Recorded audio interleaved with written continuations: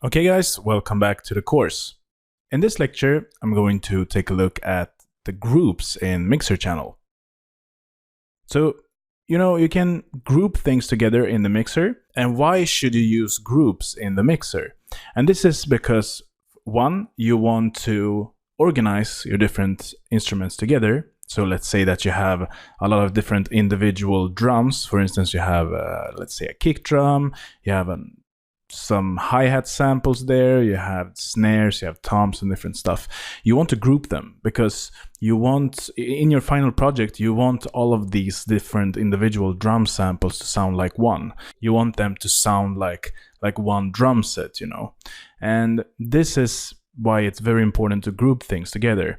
And as I said, number one, that's the most important thing, to get organized, to have every single individual element of the instrument organized in one place. And number two is to group them together to having them sound like one.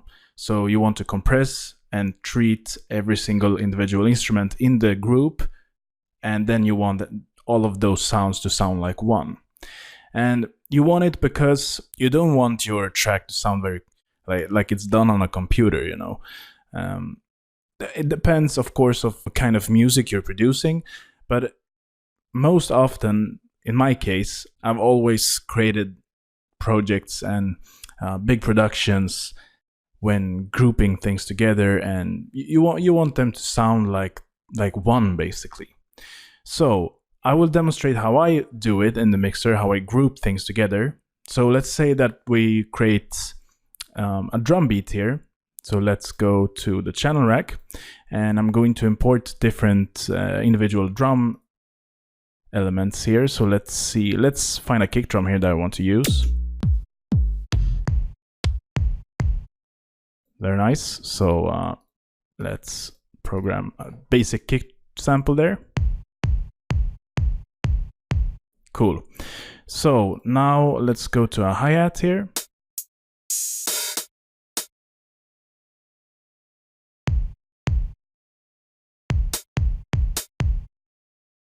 We want a very quick beat here.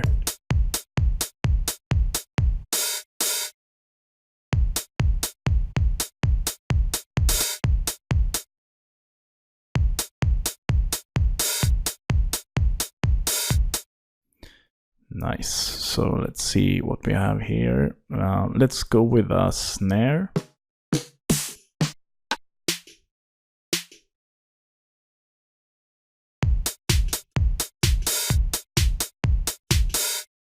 Let's make this a bit longer here. So going to create something like this. Let's see here. All right.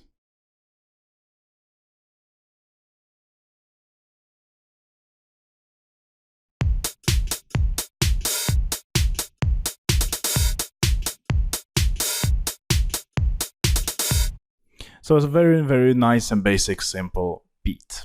So what I'm going to do with this beat here is to use all of these individual elements inside of my group that is named drums. So this is basically my bus. And I created this in the template when we created templates in that lecture. So if you want to remind yourself how to do this, just go back to that lecture and you will see how I did this. So what I'm going to do here is to basically group every single, I'm actually going to treat each and every individual sample here as one first. So I'm going to create, let's see, we have 4 samples. So I'm going to assign the first one to number 6, second one to number 7, and 8 and 9. Great. So I'm going to route this channels instead. So you can either do it by the way that I did, but we're going to do it a much easier way. So just select that track you want, go to the mixer track you want, and then just choose channel routing and route selected channels to this track. And you have a key command for that as well, so you don't have to go this way each and every time. So let's do it. I'm actually going to rename color and icon here just so we can color this. So let's go with the same kind of color here for every single individual element here in the drum section.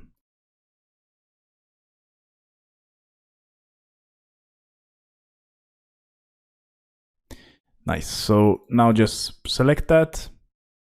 So let's route this to number 5. I'm going to select this. Number 6. All right, so that is now routed to number 6. Then let's go with this track now. Route, channel routing.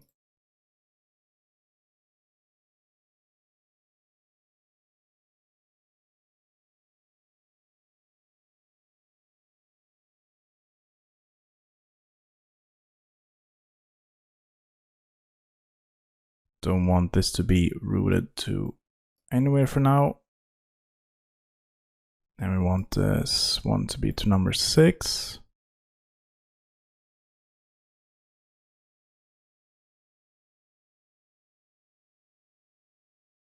So now it's number 6, 7, 8, and 9. And this wasn't colored or named or anything because I think it was selected with all of the tracks. You want to make sure that just one of these tracks here are selected when doing this. So I'm going to do this manually for this one. So it was the 707 close hat, and we had that green kind of color there.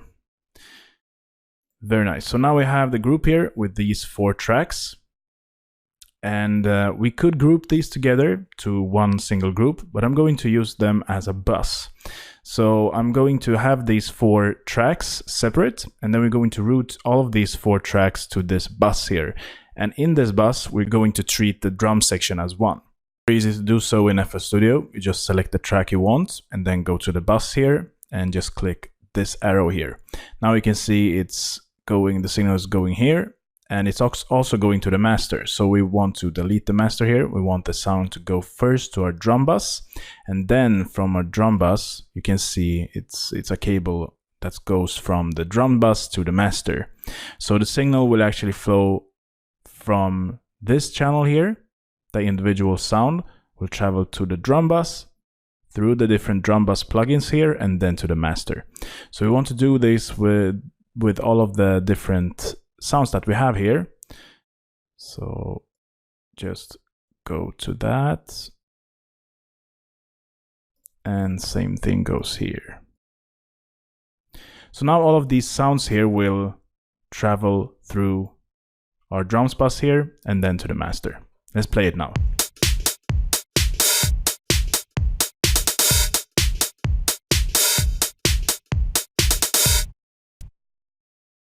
I have to select the kick drum as well.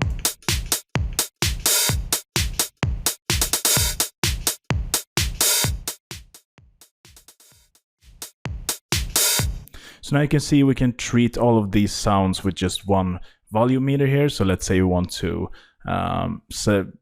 set the different volume level of all of these drums here. We can just do it with one volume fader here. And we can also do different stuff now. We can just take, let's say we want a reverb here. So let's choose this reverb here. We can set it to maximum wet, and let's get rid of the dry signal here. And now we're going to have this as an effect in the drum bus. So we can now take this dial button here and just have it set to minimum or maximum, and we can set how much of the reverb we want. So for instance, we can automate this now. We can automate this to, let's say, somewhere in the track we want the drums to have a lot of reverb, and then we want to get rid of the reverb. Or you can set how much you want of the reverb signal. So you can just tell FL Studio how much of the reverb you want on the drums here. Let's try it out.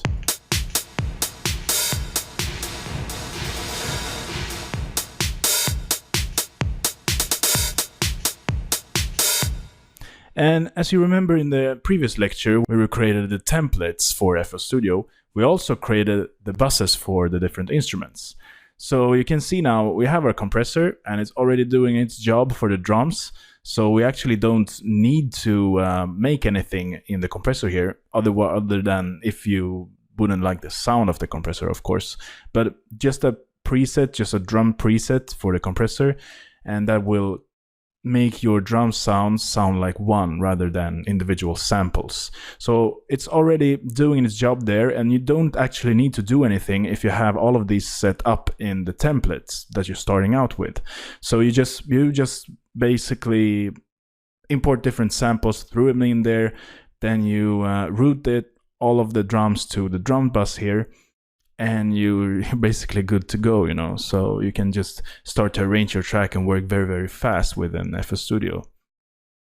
But as you can see here, I always recommend you to have a reverb setting in your buses here, and you have to make sure that you have the wet signal to maximum and the dry signal to 0 here, because you only want the reverb signal when you're messing with this dial button here.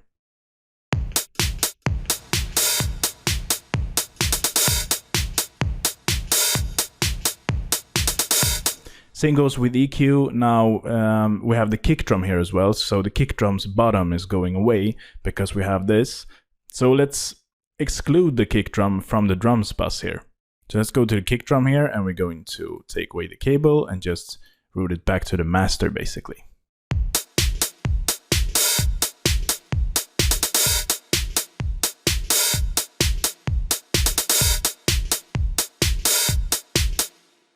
So now if we disable the drums bus here,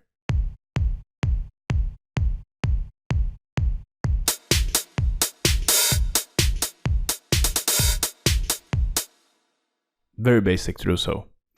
So that is how you group different things and create buses in FL Studio. It's very easy to do so. I recommend you to work this way because it's going to make your life a lot easier when you create your track and when you start to mixing and stuff.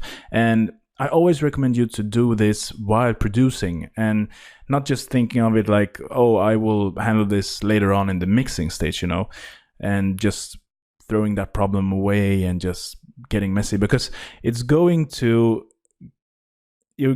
have a lot of different work when you're going to set up all of the individual sounds. Let's say that you have hundreds or thousands of sounds even in your project. That's not uncommon, you know, when you're creating big, huge projects.